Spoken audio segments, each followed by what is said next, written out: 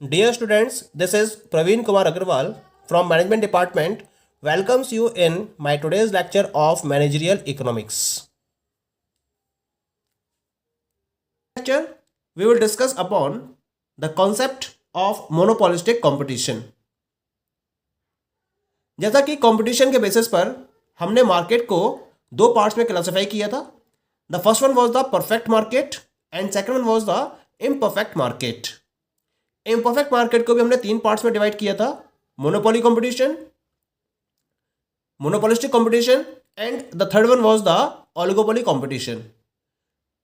इन particular four categorization में से perfect competition और मोनोपोली कंपटीशन के रिलेशन में डिफरेंट टॉपिक्स को मैंने आपसे प्रीवियस लेक्चर में डिस्कस कर लिया था. आज के लेक्चर में हम मोनोपोलिस्टिक कंपटीशन के टॉपिक को स्टार्ट करने जा रहे हैं. क्या मतलब होता है मोनोपोलिस्टिक कंपटीशन का?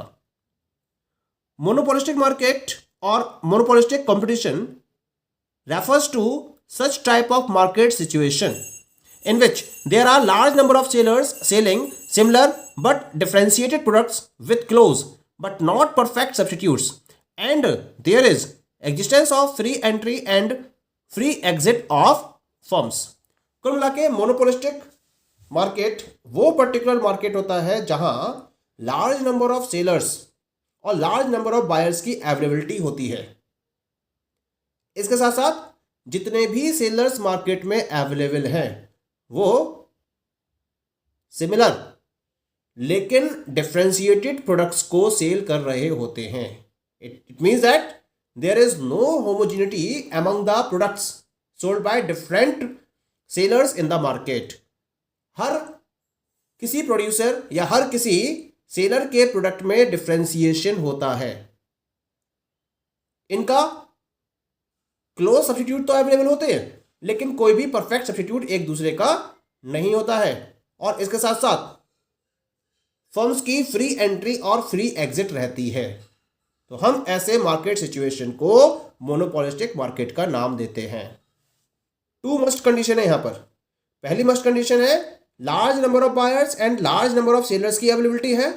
और दूसरी मस्ट कंडीशन है जितने भी सेलर्स हैं they all are selling the differentiated products. उनके प्रोडक्ट्स में डिफरेंशिएशन होता है और ये डिफरेंशिएशन इस तरीके से होता है कि ये एक दूसरे के क्लोज सब्स्टिट्यूट तो है लेकिन परफेक्ट सब्स्टिट्यूट नहीं होते हैं.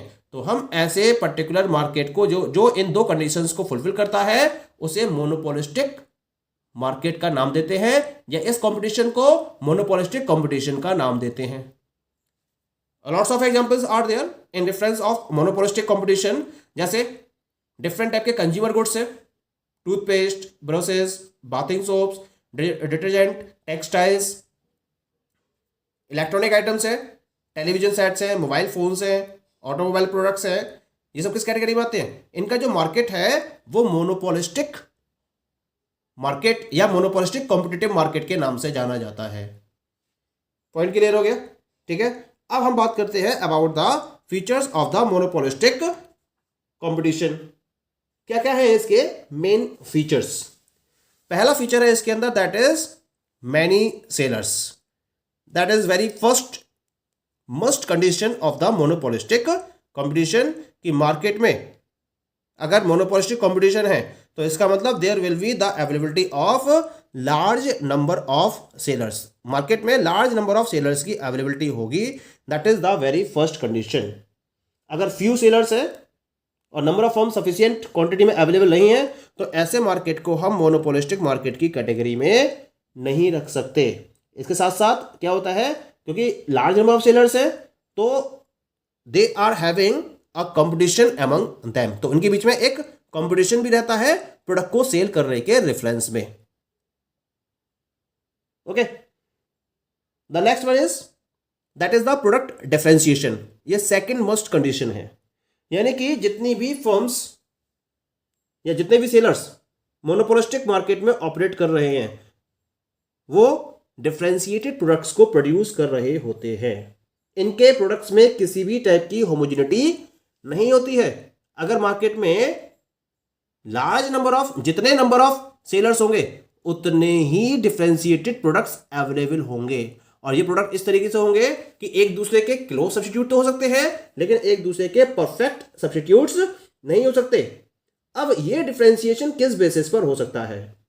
This differentiation may be on the basis of the quality of the product, design of the product, colour, style, trademark, trade names, patented features और any of the particular feature. कोई भी इसके अंदर product में characteristics में change किया जा सकता है, डिजाइन में चेंज किया जा सकता है, कलर में चेंज किया जा सकता है, स्टाइल में चेंज किया जा सकता है, और उसके बेसिस पर एक सेलर अपने प्रोडक्ट को दूसरे सेलर से डिफरेंशिएटेड वे में प्रेजेंट कर सकता है। तो हम इस फीचर को प्रोडक्ट डिफरेंशिएशन का नाम देते हैं। अगर प्रोडक्ट डिफरेंशिएटेड है तो यहां फर्म के अपने प्रोडक्ट के सेल करने के चांसेस ज्यादा बने रहते हैं। इसी वजह से प्रोडक्ट में डिफरेंशिएशन को फॉलो किया जाता है। अगर इस केस में कोई भी पर्टिकुलर फर्म या इंडिविजुअल फर्म अपने प्रोडक्ट के प्राइस में चेंज करती हुई है तो उसको अपने कस्टमर्स को लूज करने के चांसेस बहुत कम बने रहते हैं। तो ये होता क्या है कि अपने पर्टिकुलर फीचर के बेसिस पर ये एक स्पेसिफिक ग्रुप ऑफ कस्टमर्स को टारगेट करती है और उन्हें अपने प्रोडक्ट को कॉन्टिन्यूअस वे में सेल करती रहती है। तो अगर अपने प्राइस में कोई चेंज करती हुई है तो उस पर्टिकुलर प्रोडक्ट की क्वालिटी के बेसिस पर इसके कस्टमर्स दूसरे ब्रांड की तरफ स्विच नहीं होते हैं, क्योंकि वो इस पर्टिकुलर ब्रांड के लिए या इस पर्टिकुलर प्रोडक्ट के लिए अपनी स्ट्रॉन्ग प्रेफरेंस रखते हैं। यानी कि इन्हें प्राइस बढ़ा भी दिए तो उन पर बहुत ज्यादा इफेक्ट नहीं पड़ता है। जैसे आपने देखा होगा कि बहुत सारे जो पर्सन्स हैं they are going to the same physician, same barber की तरफ जाते हैं, सेम एजेंट की तरफ जाते हैं, सेम टीचर को फोकस करते हैं, सेम ग्रोसरी शॉप को फोकस करते हैं, सेम ब्रांड के डेंटल क्रीम को फोकस करते हैं, सेम ब्रांड के टूथपेस्ट को फोकस करते हैं। यानी कि जिस पर्टिकुलर ब्रांड की तरफ वो मेंटेन्ड है उसी ब्रांड को वो लगातार यूज करते रहते हैं उसके एक स्पेसिफिक फीचर के या यूनिक फीचर के बेसिस पर। तो अगर वो अपने प्रोडक्ट के प्राइस में चेंज करते भी हैं तो भी ये कस्टमर्स स्विच नहीं करते हैं। तो इसी वजह से प्रोडक्ट में डिफरेंशिएशन को फोकस किया जाता है जिससे कि कस्टमर्स को प्रॉपर वे में मेंटेन किया जा सके। क्लियर? ये तो बात हो गई सेकंड फीचर की। अब हम बात करते हैं थर्ड फीचर की। The third feature is the sale promotion और सेलिंग कॉस्ट। क्योंकि यहां पर जितने भी सेलर्स हैं वो डिफरेंशिएटेड प्रोडक्ट्स को प्रोड्यूस कर रहे हैं, तो यहां हर सेलर एफर्ट करता है अपने प्रोडक्ट को मैक्सिमम क्वांटिटी तक सेल करने के लिए, और उसके लिए वो क्या करता है अपने प्रोडक्ट के रेफरेंस में डिफरेंट टाइप के प्रमोशनल एक्टिविटीज को फोकस करता है, एडवर्टाइजिंग को फोकस करता है, सेल्स प्रमोशन स्कीम को फोकस करता है, पब्लिसिटी, पब्लिक रिलेशंस, ऐसे बहुत सारे टूल्स हैं जिसके बेसिस पर कोई भी पर्टिकुलर जो प्रोड्यूसर है वो अपने प्रोडक्ट को प्रॉपर्ली प्रमोट करना चाहता है। प्रमोट करने के पीछे पर्पस क्या है? जिससे ज़्यादा से ज़्यादा कंज्यूमर्स उसके प्रोडक्ट के बारे में इंफॉर्मेशन गेन कर सकें और उन्हें परसुएट करते हुए वो अपनी सेल को मैक्सिमम करना चाहता है। और इस तरह से वो एक सेलिंग कॉस्ट को भी इसमें इन्वॉल्व कर लेता है, क्योंकि प्रमोशन करेगा तो ऑब्वियसली खर्चे होंगे, और खर्चे होंगे तो ये सेलिंग कॉस्ट में इंक्लूड किए जाते हैं। पर्पस है अपने प्रोडक्ट को इस तरीके से फॉलो करना, प्रमोट करना, जिससे कि मैक्सिमम क्वांटिटी में उसके customers long period of time तक मेंटेन रह सके। इसी वजह से वो इस पर्टिकुलर प्रमोशनल एक्सपेंसेस को फॉलो करता है। क्लियर? ये इसका थर्ड फीचर है। और ये पर्टिकुलर जो एक्सपेंसेस हैं वो लगभग जितने भी सेलर्स हैं मार्केट में हर किसी के द्वारा फॉलो किए जाता है। The next one is the free entry and free exit. यानी कि मोनोपोलिस्टिक मार्केट में कोई भी फर्म जब आना चाहे तब वो एंटर कर सकती है, और जब वो एग्जिट करना चाहे तब वो एग्जिट भी कर सकती है, बट दिस टर्म या this condition is in the long run. Short run में ये पॉसिबल नहीं होता है, लेकिन लॉन्ग रन में कोई भी नई फर्म अगर एंटर करना चाहे तो वो एंटर कर सकती है, और अगर उसे लगता है कि उसे प्रॉपर प्रॉफिट नहीं हो रहा है और एग्जिट करना चाहे तो वो एग्जिट कर सकती है। किसी भी टाइप का कोई भी रेस्ट्रिक्शन इस टाइप के मार्केट में अवेलेबल नहीं होता है। Point is clear? Now come to the next one, that is lack of perfect knowledge. सबसे बड़ी बात क्या होती है? यहां पर परफेक्ट नॉलेज नहीं होती है। जैसा कि परफेक्ट मार्केट में था, यहां बायर्स और सेलर्स दोनों को एक दूसरे के बारे में परफेक्ट इंफॉर्मेशन अवेलेबल थी, लेकिन यहां पर लार्ज नंबर ऑफ सेलर्स है, और क्योंकि उनके प्रोडक्ट में डिफरेंशिएशन होता है तो इस डिफरेंशिएशन के बारे में हर कस्टमर को इंफॉर्मेशन अवेलेबल नहीं होती है, प्रॉपर इंफॉर्मेशन अवेलेबल नहीं है। जो बायर्स हैं वो सेलर्स के बारे में परफेक्ट नॉलेज नहीं रखते हैं। डिफरेंशिएशन इज देयर, और इस डिफरेंशिएशन के बेसिस पर हर फर्म अलग अलग प्राइस पर अपने प्रोडक्ट को सेल कर रही होती है. Okay, the next one is the non price competition. यानी कि मोनोपोलिस्टिक मार्केट में लार्ज नंबर ऑफ सेलर्स है, तो ऑब्वियसली उनके बीच में एक प्रॉपर कंपटीशन होता है, लेकिन ये परफेक्ट कंपटीशन नहीं होता है, क्योंकि यहां जो कंपटीशन होता है वो प्राइस के बेसिस पर नहीं होता है, बल्कि यहां जो कंपटीशन होता है वो प्रोडक्ट के फीचर्स के बेसिस पर होता है, उसकी क्वालिटी के बेसिस पर होता है, उसकी अवेलेबिलिटी के बेसिस पर होता है, उसके ब्रांड के बेसिस पर होता है. तो यहां प्राइस को कंसीडर नहीं किया जाता है जब कंपटीशन होता है, बल्कि प्रोडक्ट के फीचर को आगे करते हुए डिफरेंट फर्म्स कंपटीशन में इन्वॉल्व होती हैं.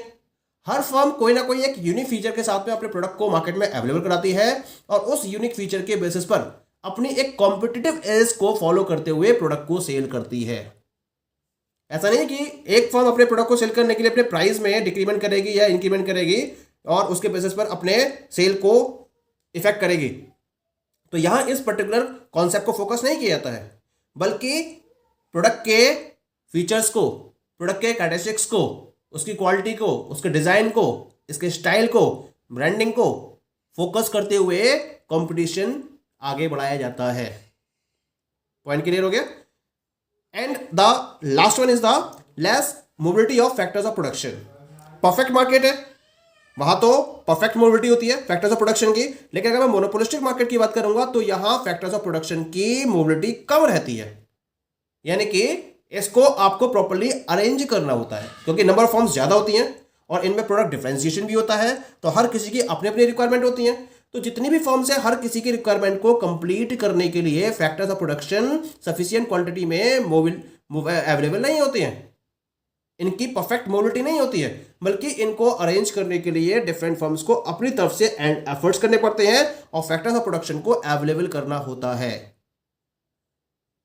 Okay, so these all are the different features of the monopolistic competition. Okay, thank you.